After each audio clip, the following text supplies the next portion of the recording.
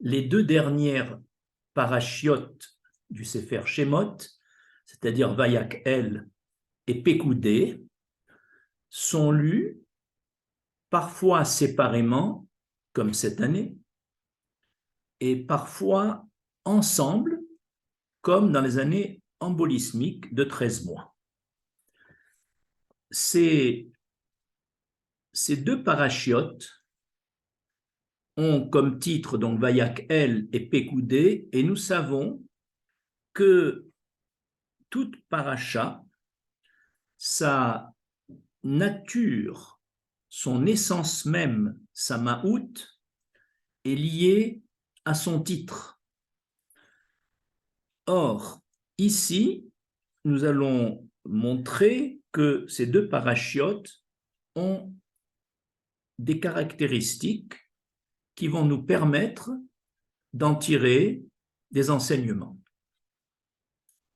Premier paragraphe, quelles sont les particularités de ces deux parachiotes qui finalisent le Sefer Shemot? Nous constatons que le mot Vayakel de la première paracha vient du mot Kaal, c'est-à-dire rassemblement, communauté, réunion. Effectivement, au début de la paracha, Moshe réunit tous les béné Israël dans la paracha Vayakel.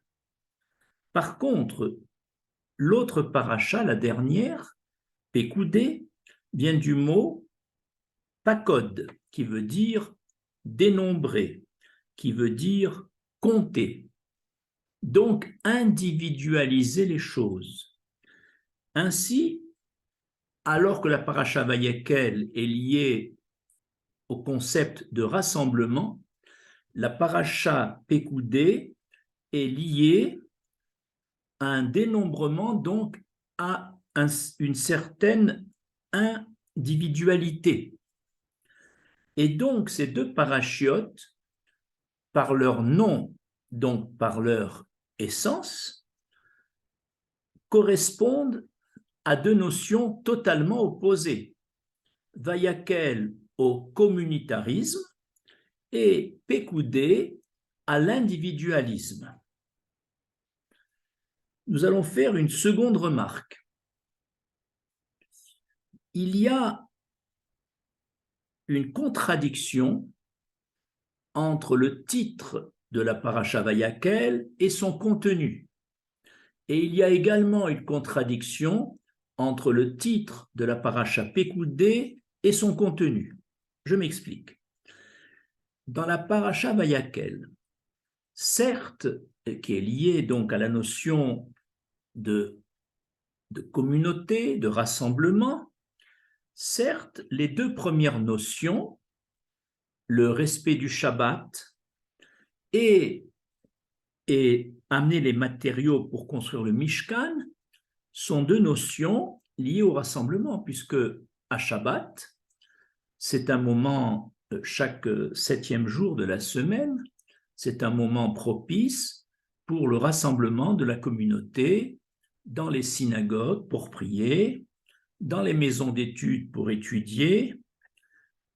Et donc, il y a des activités communes, et donc Shabbat correspond bien à un temps de communautarisme. La même chose pour le Mishkan, dont on demande d'amener les matériaux au début de la paracha Vayekel. Il correspond bien à ce communautarisme puisque l'assemblée d'Israël se réunissait au temple qui était la maison de Dieu. Mais ce qui nous pose problème, c'est que après ces deux petits paragraphes, tout le reste de la paracha Vayakel, donc la majorité de la paracha Vayakel, traite de la forme et des dimensions de chacun des composants du Mishkan, aussi bien des panneaux muraux, des poutres, des piliers, des rideaux, des autels, de l'arche, de la table, de la menorah. Et là, chaque objet du Mishkan est pris indépendamment de l'autre.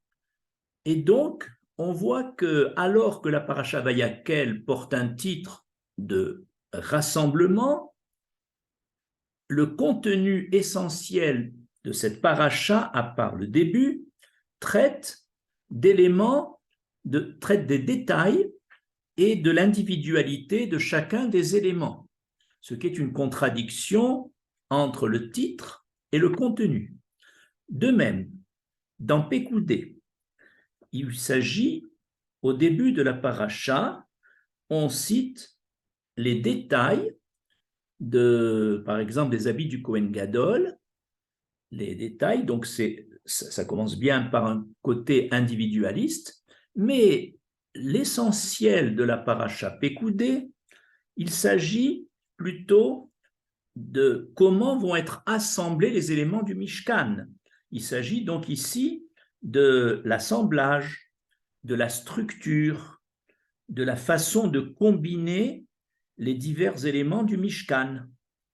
Ainsi, aussi bien la paracha Vayakel que Pécoudé ont un titre, les titres sont opposés, mais à part ça, le contenu de l'essentiel de la paracha contredit le titre. Ces deux particularités des parachiotes Vayakel et Pécoudé vont nous conduire à 4 enseignements, et c'est le but de ce second paragraphe. Premier enseignement, ces deux parachiotes viennent exprimer les deux besoins de l'homme. Il y a un besoin et un désir de nous lier à une communauté, à un groupe, à une identité commune, à une idéologie commune, mais on a également un besoin de se retrouver soi-même, du désir d'individualité et de particularisme. Eh bien, par ces deux parachiotes, la Torah vient légitimer le double besoin de l'homme, ce double besoin de communautarisme et d'individualisme. Et cela est en accord avec le fait que nos âmes viennent d'un même créateur, et donc de ce fait, il y a ici un dénominateur commun de toutes nos âmes qui appelle à l'union, au communautarisme, mais d'un autre côté, chacun de nous a sa spécificité, sa mission sur Terre, et le Créateur n'a jamais créé deux êtres identiques. Et donc, il est nécessaire, sur cette Terre, de développer notre sens communautaire, comme du fait que nous sommes les enfants de l'Éternel, et en même temps, un besoin de développer notre particularisme, parce que ma mission à moi n'est pas la mission de l'autre, et je n'ai pas à me fondre totalement dans la communauté. Mais je n'ai pas non plus à être purement individualiste et donc égoïste. D'ailleurs, ces deux besoins sont résumés dans le Pirkei Avot. Dans le Pirkei Avot, au chapitre 2, il est écrit « Al tifrosh min hatzibur » ne te détache pas de la communauté, pour mettre en valeur le besoin communautaire. Mais d'un autre côté, il est écrit « Im ein anili mili » si je ne suis pas pour moi, pour réaliser ma spécificité dans ce monde, qui le sera?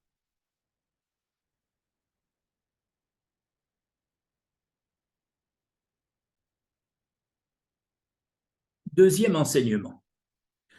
Du fait que la paracha Vayakel, qui a pour titre la communauté, traite essentiellement de l'individualisme, et le fait que la paracha Pekoudé, dont le titre est relatif à l'individualisme et traite essentiellement de tout ce qui est rassemblement, et enfin le fait que ces deux parachiotes, les années embolismiques, se lisent ensemble, tout ça nous apporte cet enseignement que nous pouvons et nous devons parvenir à une synthèse entre notre besoin communautaire et notre besoin d'individualité.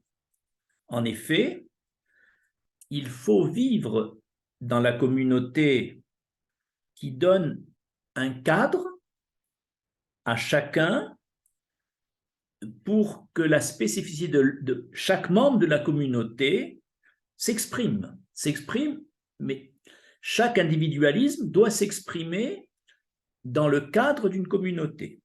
Et de plus, l'individualité que chacun, donc les qualités de chacun, les dons de chacun, doivent être au service de la communauté.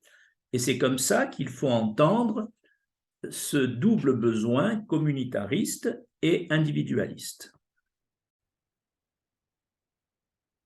Troisième enseignement.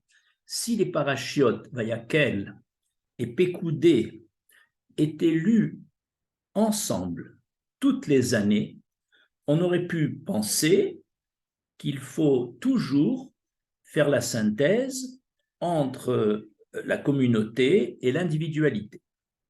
Mais puisque, en général, 2 années sur 3, les parachiotes sont lus séparément, cela donc montre que le communautarisme peut être un but en soi, l'individualisme peut être un but en soi, mais aux conditions suivantes: notre individualité n'aura de valeur qu'au service de la communauté.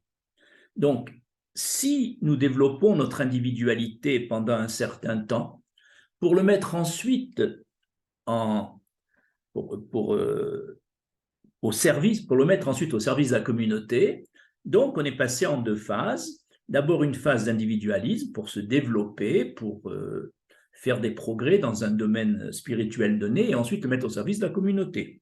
Et inversement, la communauté a un but en soi et elle n'a de valeur qu'en tant que cadre de développement de notre individualité. Quatrième enseignement,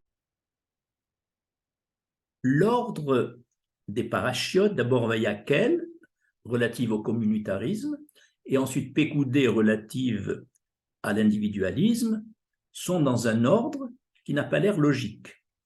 En effet, la logique voudrait que d'abord un homme se construise, donc développe son individualisme, ses capacités personnelles, ses qualités, pour ensuite les mettre au service de la communauté. Eh bien, si la Torah a mis d'abord la paracha Vayakel, communautariste, avant la paracha Pekoudé, c'est pour nous dire que cet ordre logique n'est pas celui de la Torah.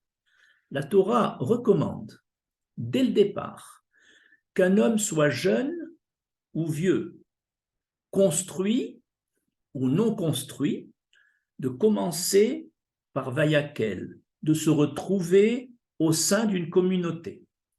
Au sein de cette communauté, il pourra se perfectionner par le modèle de chacun des membres de la communauté. Et grâce à l'amitié, à l'affection des membres de la communauté, eh bien, les qualités personnelles de cet individu, qui aura des modèles, qui vont faire monter plus haut sa qualité. Et donc, la Torah préconise d'abord d'entrer dans une communauté et à partir de là, de chercher à développer ses qualités personnelles à partir des divers modèles d'une communauté. Dans ce troisième et dernier paragraphe, nous allons montrer l'importance du groupe, l'importance du klal, l'importance du communautarisme. Nous savons que la Torah a été donnée au peuple d'Israël non pas individuellement, mais en tant que klal, en tant que groupe, au moment où leur cœur était uni, Keish Echad, comme un seul homme. Et puisque la Torah a été donnée à un groupe et non pas à chaque individu, il est normal que lorsqu'on étudie la Torah, cette étude doit se faire en groupe. Et tout individualisme dans l'étude, comme il n'y a pas de confrontation avec le prochain dans une étude donnée, on reste en circuit fermé et on se développe beaucoup moins que dans une étude en groupe et avec un rave. De plus, il est normal que lorsqu'on prie, la prière d'un homme qui prierait seul a beaucoup moins d'impact et de valeur que cette même prière au sein d'une communauté d'au moins 10 hommes.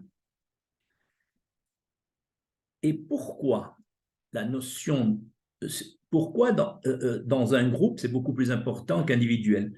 Je ne parle pas, à part le côté de l'individualisme qui mène à l'égoïsme, mais mieux que ça, il faut savoir que lorsqu'on appartient à un groupe, eh bien, la puissance spirituelle d'un groupe est très supérieure à la somme des puissances spirituelles de chaque individu de ce groupe.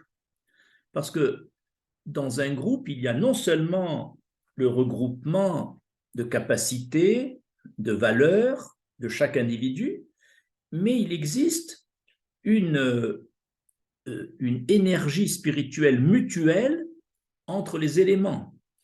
Et ainsi, dans la notion de groupe, l'énergie spirituelle qui s'en dégage est très, très supérieure à la somme des énergies de chaque individu.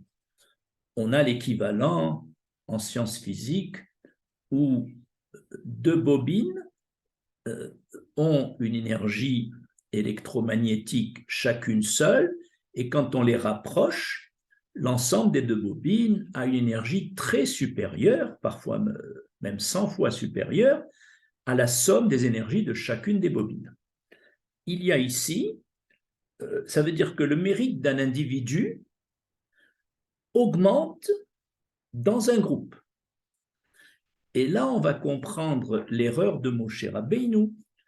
Lorsque Moshe Rabbeinu a reçu l'ordre de faire sortir de l'eau du rocher, il a été sanctionné parce qu'il a désigné la communauté qui essayait, qui ne faisait pas confiance à Moshe. Il a dit: vous êtes des rebelles. C'est vrai que chaque individu s'est rebellé quand Moshe a voulu faire sortir l'eau à Meriva. Mais le tort de Moshe, c'est qu'il a oublié que, comme ces gens, chacun rebelle, se sont groupés, la force du groupe n'est plus du tout celle de l'ensemble des individus rebelles. C'est-à-dire qu'ils ont, même s'ils allaient contre la volonté de Moshe, Moshe n'a pas tenu compte que ce tzibour, ce groupe-là, ne mérite plus le titre de rebelle parce qu'ils sont unis. D'ailleurs, nos sages, c'est marqué dans le Sefer Vaïkra, 5 d'entre vous poursuivront 100 ennemis, donc dans le rapport 20, et 100 d'entre vous poursuivront 10 000, donc dans le rapport 100. Au début, ils sont 5 et ils poursuivent 100 ennemis, et ensuite ils sont 1000 et ils sont 100, pardon, et ils poursuivent 10 000. On voit que là, il n'y a pas de proportionnalité dès qu'on est dans un groupe. Ça confirme ce qu'on a dit. Je termine par cet exemple intéressant. Un jour, le prophète Élisha a dit à la femme qu'il hébergeait, à la Shunamite, il lui a dit, en récompense de toute ton hospitalité, dis-moi ce que tu veux et j'intercéderai auprès d'Éternel. Et elle lui a dit, je vis dans mon peuple. Que veut dire cette phrase? Je préfère obtenir de l'Éternel au sein du groupe de mon peuple ce que je voudrais, et j'ai plus de chances de l'obtenir, plutôt que de me mettre à l'écart de mon peuple en individualisme, et même si ça passe par toi, Élisha, le grand prophète, je préfère être au sein de ma communauté et donc bénéficier de cette communauté plutôt que d'être à l'écart, même avec l'intercession d'un grand homme comme toi. On voit encore la force du Tzibour. Et vous savez qu'à Rosh Hashanah, nous avons 2 jours de Rosh Hashanah, qui est un jour de jugement, parce qu'on a un double jugement. Le premier jour de Rosh Hashanah, nous sommes jugés individuellement, chacun passe devant l'Éternel qui scrute nos cœurs et qui nous juge instantanément pour l'année. Et le lendemain, ce jugement individuel est modulé et repris en fonction du groupe, de la communauté à laquelle on appartient, et en fonction des besoins de la communauté, l'Éternel modifiera dans un sens ou dans l'autre le jugement individuel. Ainsi, même dans le jugement de Rosh Hashanah, il y a le jugement individualiste et le jugement communautariste. Je vous remercie.